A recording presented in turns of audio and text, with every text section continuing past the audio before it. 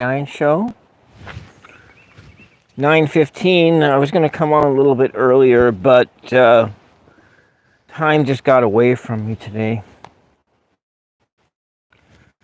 I hope that the stream is clear, so I'm going to get closer to the house. I'm just going to walk this way.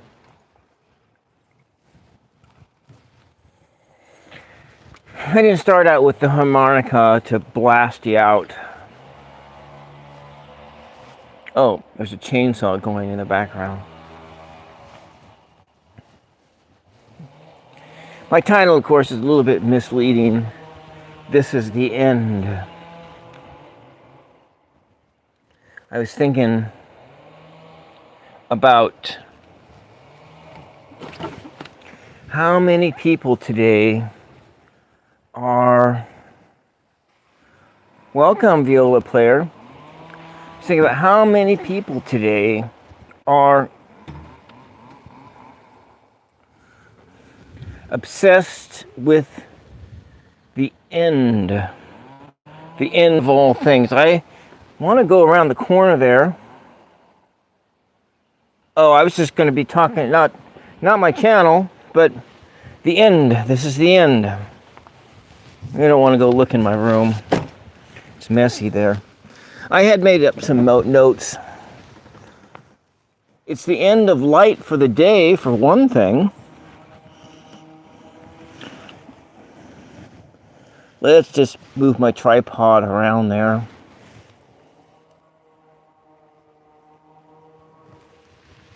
So let me get my notes out.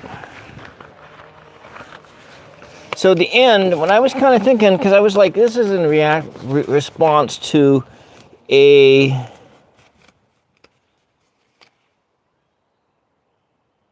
YouTuber that I follow and who's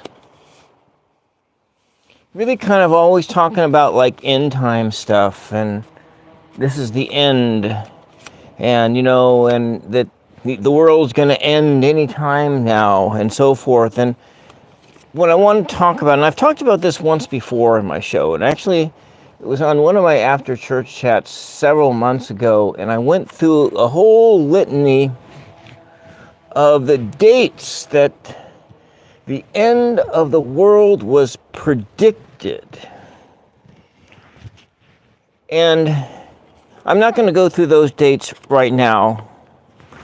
I'll probably go through those dates again, but the end of the world. Now, I went through and counted it up, and from the year 66 to the current day, the end of the world has been, within Christianity, the end of the world has been predicted over 160 times.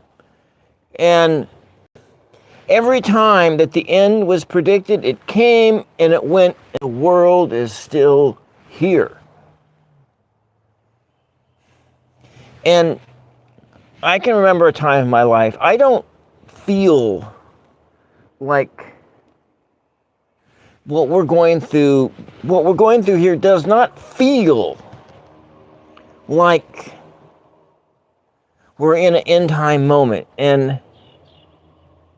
But for someone else, it feels like it's an end time moment, because I think a lot of that happens is because an individual who is suffering with deep, dark, heavy things is more likely to gravitate towards end time stories and apocalyptic literature. And so a person who is feeling just deep grief from the loss of a loved one, deep grief from the loss of their world, deep grief that this individual is more likely to feel like the whole world is ending. Like the whole world is ending. And I can remember a time when I was younger, and I was also trying at that time of my life to fit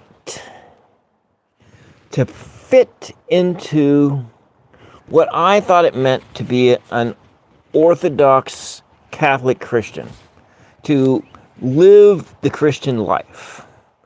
And I was like listening to a lot of was EWTN, the Catholic radio, and then of course that was when, you know, going on in internet, and there were all these like conspiracy. Hi, Angie Burke, welcome, and a lot of end time stuff, or, you know, the New World Order stories. Or there was a guy, and I found him on the Art Bell show, and I would go and listen to him, and he was a Catholic priest. I don't know if he's probably not alive anymore, but he had like a compound in the middle of the United States someplace, where a community, and he was an end times Catholic community.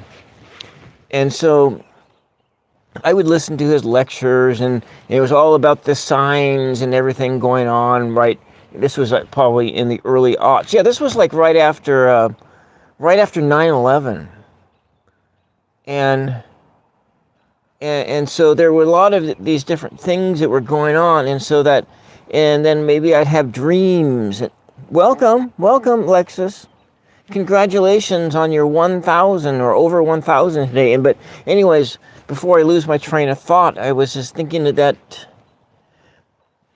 you have, and there was the, in a sense, we had the collective sufferings as a nation from the attacks at 9/11, when those two planes flew into those towers in New York. I think there was five planes total, and one of them, I think one of them hit the Pentagon, or came really close to that.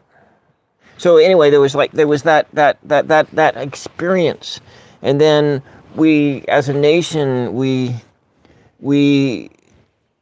in response to that, we went to war. We got into two wars. Both of them pretty much unnecessary, but I'm not really here to talk about that. But went to war as a nation, and we were all feeling that experience from that terrorist attack. Whoever caused it, it doesn't really matter, from that event that happened. And we were all feeling that. At least I was feeling that. I don't know, maybe other people weren't, but I was feeling that. And in feeling these things, I projected it outwards as if everybody was feeling it. But then at the same time, there were these other things going on. There were economic upheavals. The economics was really bad in the aughts, because just after 9/11, in 2001, 2002, the economy collapsed, and I had trouble finding work, and you know, I was just barely getting by. And welcome, Maria. And there was this sense of collective suffering. And for me, and maybe other people too, and obviously other people too, it was like the world was coming to an end. And then we spin forward to this year, and how many people feel that way right now. And what I'm trying to say here is that these deep, dark, heavy emotions, just because an individual feels this way and a whole society feels this way, it doesn't mean that the world is going to end. And because we can have shown time and time and time again that every time some leader, some prophet, some person has stood up on their soapbox and declared the end is near, nothing has happened. You know, people are predicting nuclear war now because of the United States sending those bombers over to Israel, because now or not Israel, over there into Iran, and that the world and because of things going on between with Russia, that we're going to end up in a nuclear war, or maybe. But what are you going to do about it if it does happen? So there's no sense thinking about it. But we're not really.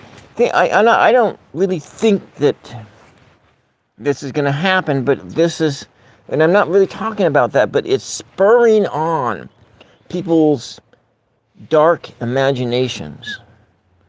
And then I'm kind of going to segue, because what this reminded me of is, and I can't really go into really detailed stuff here, simply because I just frankly don't remember the stories. And because when I studied Bible, academically studied Bible in the 90s, so what is that, 30 years ago? There was something, yeah. So when I studied, I remembered something that one of my professors we talked about in the little bit of time that we went over the biblical apocalyptic literature, the stories, was that the theory is that these narratives are born out of the collective sufferings of the people. And so in that time, and that's where I've come across many times on this channel, where I've said that I did not believe that the book of Revelations has anything to do with our time now. I think it had everything to do with something that happened in the past. And what confuses people is mythological language. It's confusing mythological language for something that is like an actual events, for actual events. And that's kind of what I'm saying here. So this is not.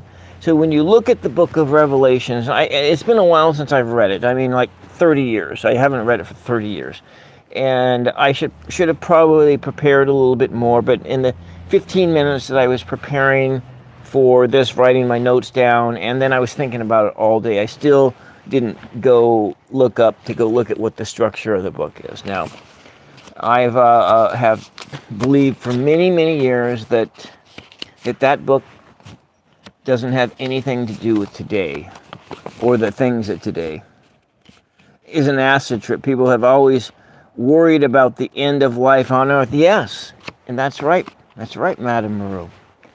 And so, like, we do have like different things, but you know that book, and the best thing that I'd run across, and I need to research it some more, was that you can apply that book to your individual spiritual journey. And so you could look at it as, this is advanced spiritual training knowledge. It's not something for kids, because you give it to kids and it scares them to death. And so you give it to a person who's a little bit more mature in their spiritual journey and has a little bit more knowledge. They have more knowledge from prayer and from meditation and from just living life. That, hi Mama Sushi, and that when they have a little bit of spiritual maturity, and that comes for different people at different times. But it did, and then welcome, and then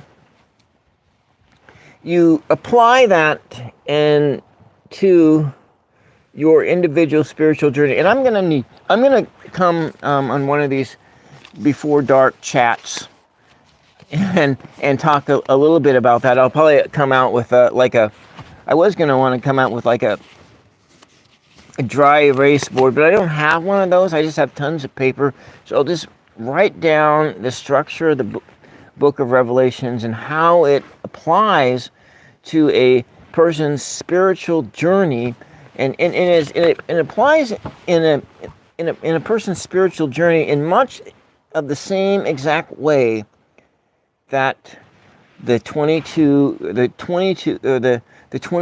major arcana cards apply to your spiritual journey. If you were to go run them through in a linear order, and you start contemplating the magician, you start contemplating the high priestess, you start welcome, Truth Wave. Yeah, and anyways, I'm just kind of talking about some stuff and about that, and I wanted to talk about that in a little bit more in depth. But I've only found like one guy who kind of went through it in this way. I'm sure there's others out there who've unrolled it this way, and it was probably been, and so I will go do that, because I do really think that, because you can use the tarot in that way, because that's how, like, in many ways, how Waite used it. He used it more, and because Waite was a Christian. He was a Christian Catholic mystic, and he was a mystic. I think that's how he defined himself, as a mystic. And he did ceremony, magic, and many other things. But he was, I think, born into the Catholic, or he became a Catholic, and he never renounced his Catholic faith throughout his entire journey into the occult and studying the occult and everything. And so his Catholicism was very much strong in his life. And you can see when you look at the Rider-Waite-Smith, when you look at that tarot, that you can see all those Catholic images in it, and it is very strong within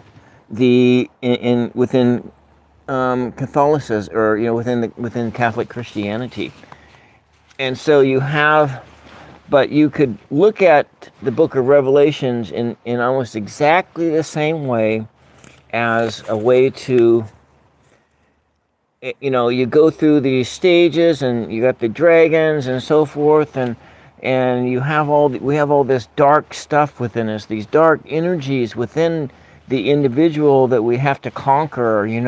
Maybe it's like those heavy things, like the grief, and how hanging on to grief, and sometimes it's hard to let go of that stuff. It's hard to let go, especially when there's things in those relationships, when they end and there's no I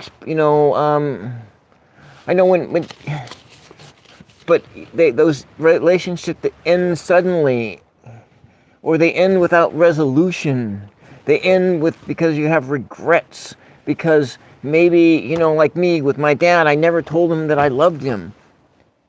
And I remember, and so today's the 24th of June, and it was on June 24th, 2012, that my father died in that car accident. And granted, on that particular day, it was the 4th Sunday of June, and so I started thinking about this on the 4th Sunday of June, which is 2 days ago. But today is that day, and so and I'm not looking for condolences or anything like that, and that's not anything that I'm fishing for. I'm just talking about it as an example, in my life. And that grief was heavy, but this time it was different. In this time, my brain did not go into that apocalyptic kind of a thing. It's almost dark here. It's kind of an overcast. So I should have gotten, if it wasn't overcast and cold, I probably would have got 20 more minutes of daylight. But let's see if I can turn a light on me. See if that works. There we go. I'm gonna burn the battery up really fast. But so you get those heavy emotions and your overactive imagination. When you couple that with like anxiety, I don't know how it works because it's different with everybody.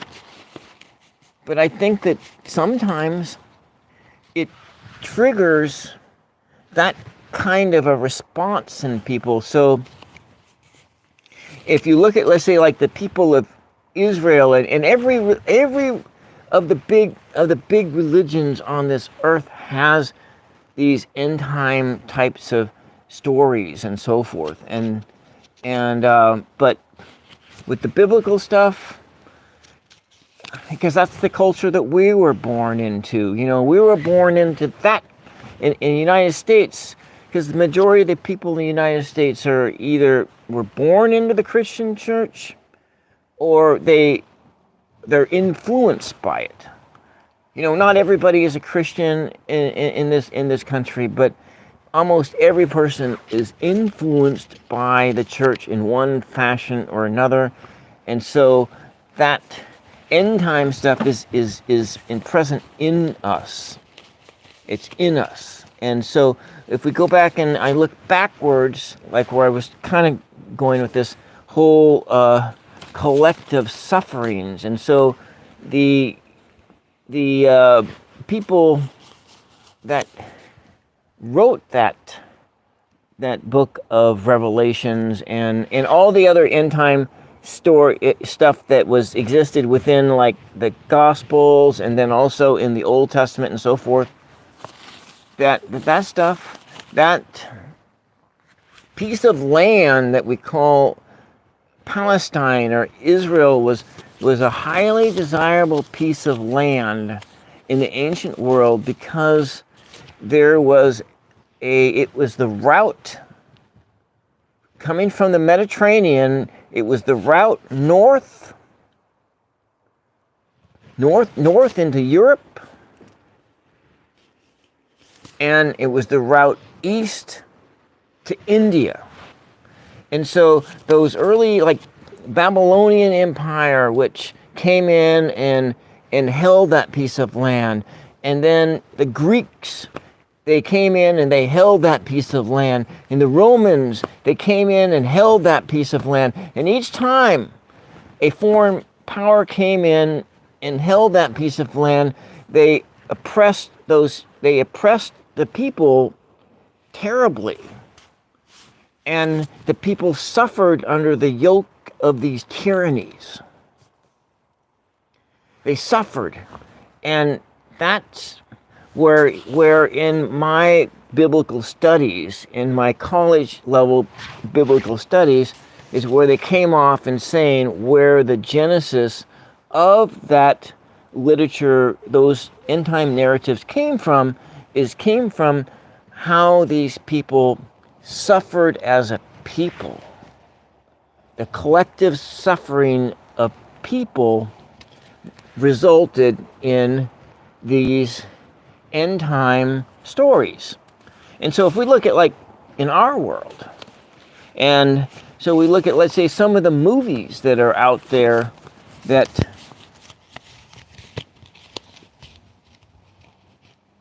all right, good night, Victor.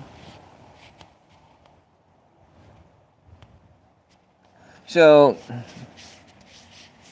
yeah, and so what I see, Ronnie, is in that statement is I do understand that. And hi, Misty. And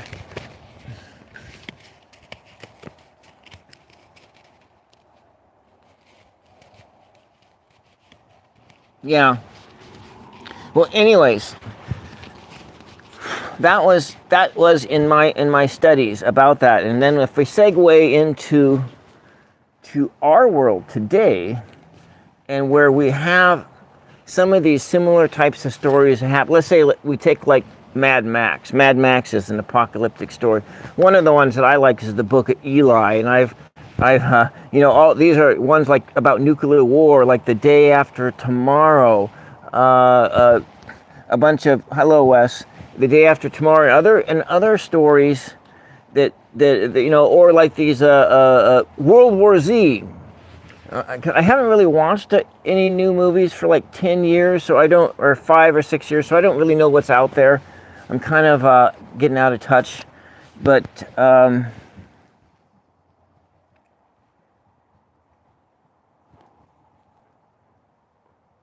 yeah. Well, what I think, Ronnie, with the question of Jesus is,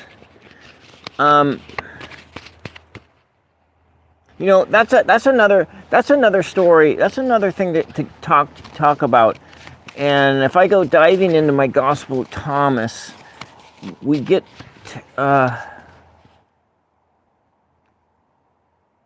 yeah. I wasn't going to talk about that tonight. I've actually kind of talked about some of those issues in maybe kind of sort of yes in the past, but anyways, what I was. And so examples of where in our current culture there are these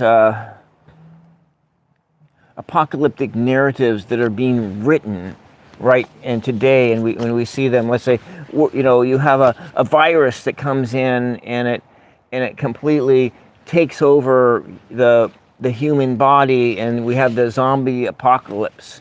We have that, and some unknown force comes in that you have zero control over, and then the whole world changes. And so there's the fears of the unknown, or we have like today the fears of technology, of AI technology coming in and taking over the world. So we have like that story of the Terminator. Okay, all right.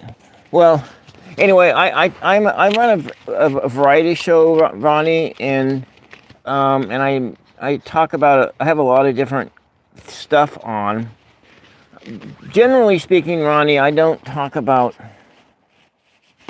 Generally speaking, I do not talk about politics on this channel, and so I kind of stay clear of politics because I don't really want anybody to feel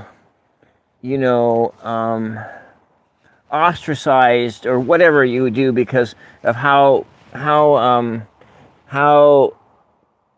much whatever there's how much crap there is in our country today around politics, and I'm not gonna come out and talk about politics here. This is not but I will talk about it if it pertains to like certain issues, but I'm not talking about. Anyways, that's another story.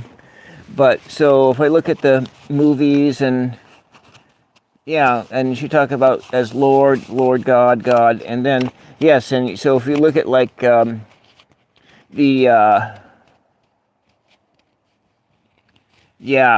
well, that's why we're not talking about politics here, because this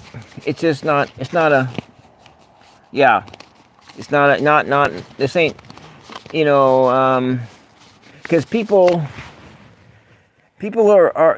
have their beliefs, and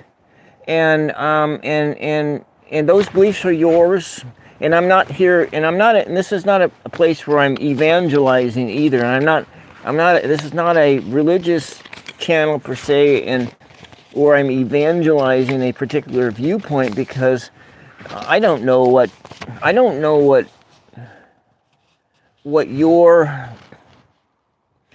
your path is, and your path is your path, and my path is my path, and we have a we have our own individual truths that we have to live, and we have these things that we have to do. Our contract between our Creator and ourselves, and my contract may not be the same as yours. And so that's why I'm not a guy that's going to be telling you how you're supposed to believe or whatnot. I'm not that kind of person. But I will tell you how I believe. But you don't have to agree with that at all. And that's the thing is. Yeah, so that's the way it is, because I have my understandings of things. And my understandings of things are based upon direct revelations that I had from being a child, all the way up until today's world. And so that's kind of where I'm kind of coming from. And so but I may be completely wrong. And so yes, it's based upon my life experiences, Misty, and it's also based upon some of the spiritual experiences that I've had in my life, beginning from when I was like 9, maybe 3, I think it was 3 years old. 3 years old being like the first one, but maybe, and just other things. But that's just my life. That's my life, and you have your life, and you have things that make sense to you. And so, anyways, it's almost pitch black out here. I wonder how much battery I have left, because I came out with only like 50% battery, and then yeah, no, that's true. Yeah, that is true. Everybody, until the first person that comes out of a plastic medical bag, because I'm sure that's something that's going to happen. But when I was talking about current, and I go back, and I'll try to wrap this up a bit here, is you have other current apocalyptic narratives, as you have, let's say, the Terminator, and you have the AI taking over the world. You have the Matrix. The Matrix is kind of in there too, but the Matrix is a bit, it's different. And the Matrix that would be a good one to talk about, just that itself, simulation theory, because I kind of tend to, I think about that simulation theory a lot, and it's very fascinating. It's a very fascinating outlook, and so forth. But so you have like the Terminator, you have computers or robots taking over the world. You have a virus like World War Z, and you have a virus coming in, and it just changes everything. And then the other one I was like thinking, because I was thinking of like some of the alien invasion, not necessarily movies, but some of the series, like, I don't know if you ever saw Falling Skies, and the aliens came, and then they would plant like I guess it was like Invasion of the Body Snatchers. There's all these other ones that have the same theme, where the UFOs come, they invade, and maybe they implant things in people, and they become and there's all, they got Marvel Comics, and you got all of this stuff, and that's our current literature that is out there, that is, in a sense, that maybe trying to understand these things that we just don't understand, or things that we're afraid of. And you have the whole, but within that the biblical classes that I was taking in college 30 years in the 90s. In the 90s, it was talking, one of the theories of how these stories come into being is because of from collective suffering.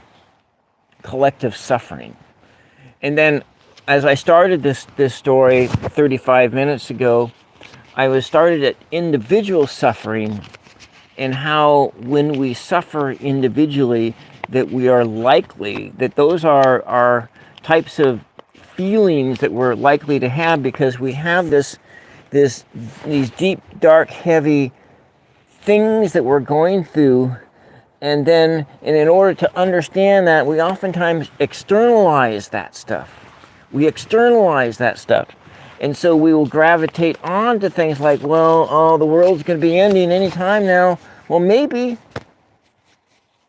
But, like I say, there's no sense worrying about that stuff because worry never added a single moment to your life. Now, this is easier said than done. To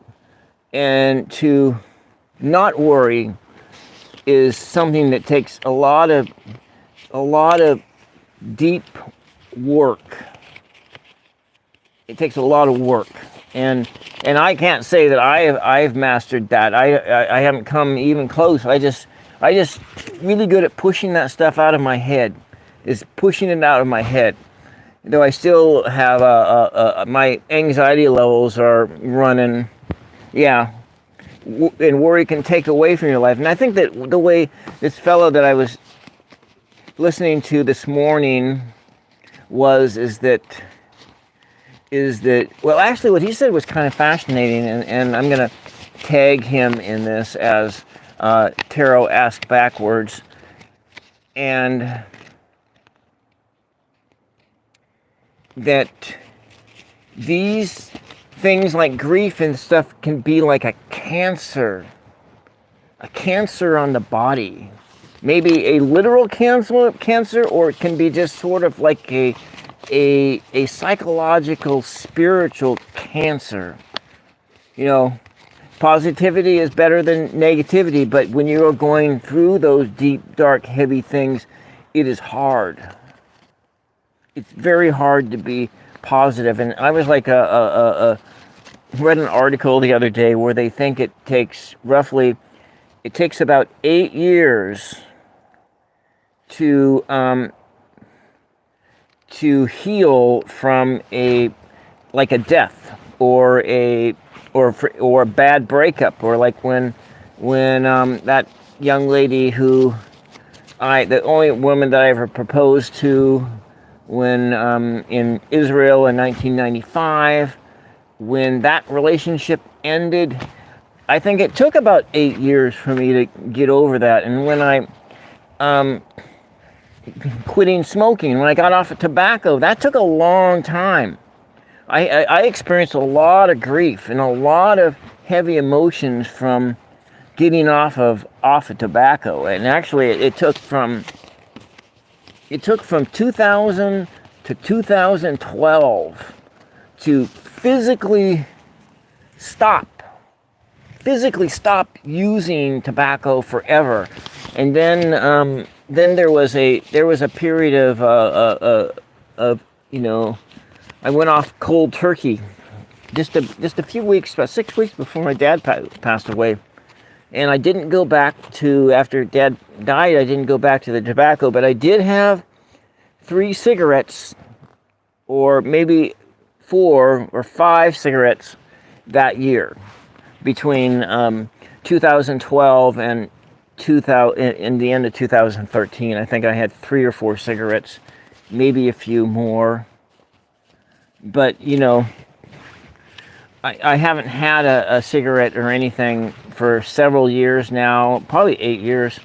But so for these things, it takes a while to, you can experience grief and these heavy things, and it takes a while to get over that. And so, if somebody is in your life is maybe a romantic partner or whatever, saying, hey,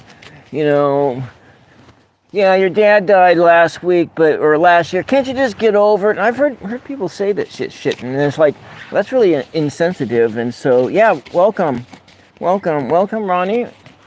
As like I say, I run a variety show here. I got lots of different content on this channel, and so today I'm just talking about this. Last night I was talking about caregiving. I was going to talk a bit more about that.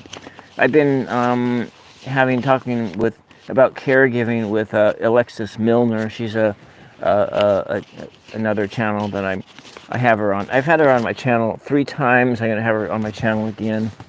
And caregiving is something that is something that I'm doing now. And yeah, and so wow, it's pitch black out here, Misty. Yeah. Yeah, I'm gonna go on live again on my other channel, but I gotta charge my phone up first and put my mother to bed and stuff like that. And yeah, I'm just kind of practicing with that other channel, which is totally different kind of content from. So you missed a lot of this. Yeah. Well, anyways, I think yesterday I started out mine with blasting a harmonica right up front, and I'm not gonna. I decided I wasn't gonna do that first because I turned it on. I had like a set of headphones on. Holy crap, that's loud! And because I had the microphone right here, and I had the harmonica right into the microphone, and so, anyways. Well, you know what? I'm gonna call it a night. I don't think I covered I know I didn't cover.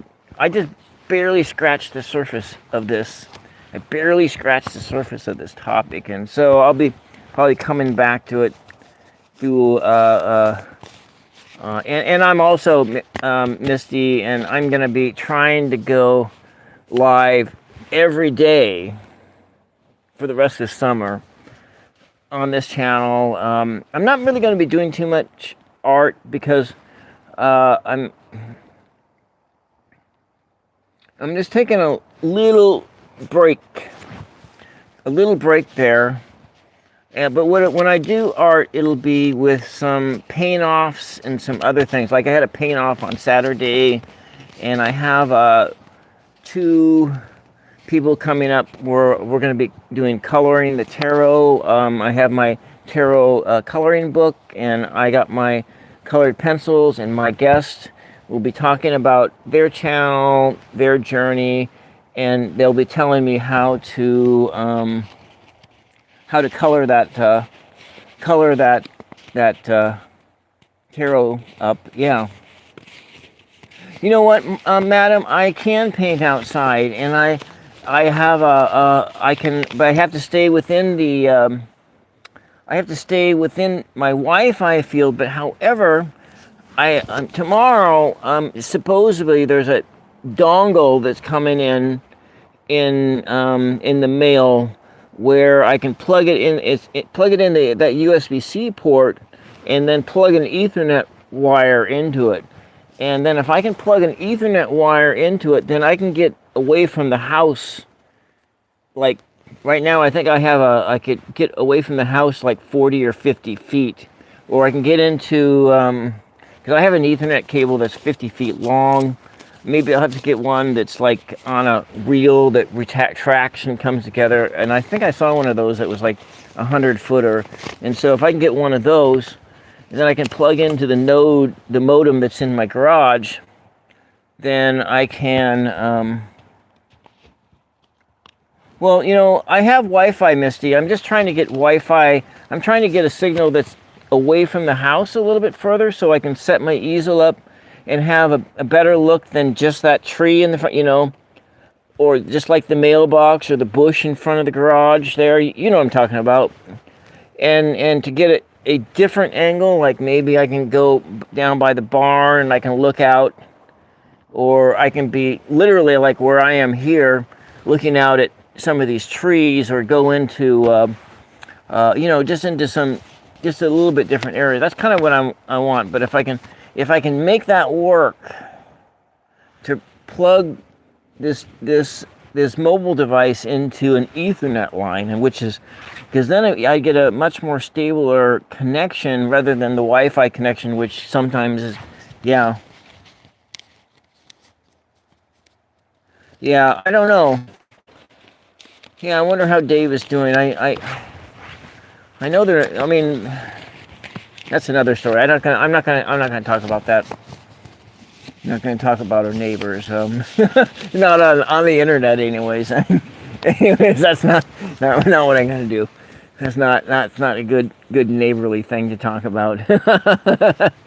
Anyways, yeah.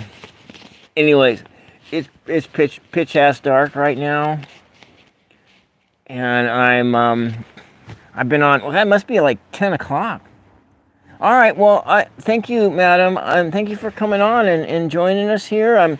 So, like I say, I'm going to be trying to come on every day on this channel for at least like 15 minutes, and I'm going to try. Now, I have my family reunion on Saturday, and I'm going to try and do a 5G live stream in Seaside when I'm in Seaside. But I don't know if that's going to work, because the last time I tried that, it didn't work very well. It was really pixelated and everything else, and it just depends on where the nearest AT&T tower is, and if I can do that. Yeah. So I'm going to try that, but otherwise I won't be. I'm going to be gone all day on Saturday, drive up to Seaside and back, and that's like what, 4 hours of drive time total if you don't stop. But if you do stop, it's like, what, you stop at like you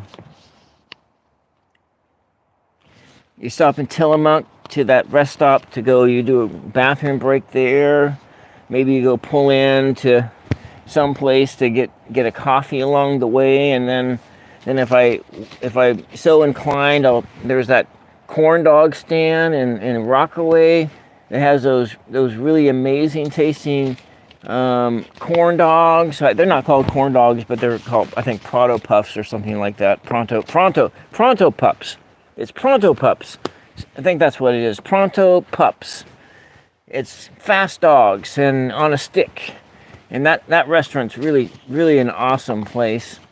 I'd like to get one of those. Yeah. Well, we are making a day of it. We're going to try to leave early, and then get there, and then generally this family reunion is like 5 days long, and so most of the people come. It's my dad's relatives. They would go rent a house down there, or a hotel, but getting hotels that accept dogs, and it's pretty expensive, and it's just not in the budget. So we just go up for the day and then come back. It's kind of tiring, but that's what it is. Anyways, that's enough of that. I'm gonna pop back on tomorrow for a few minutes, and we'll see all y'all later. Thank you for your support, and bye bye.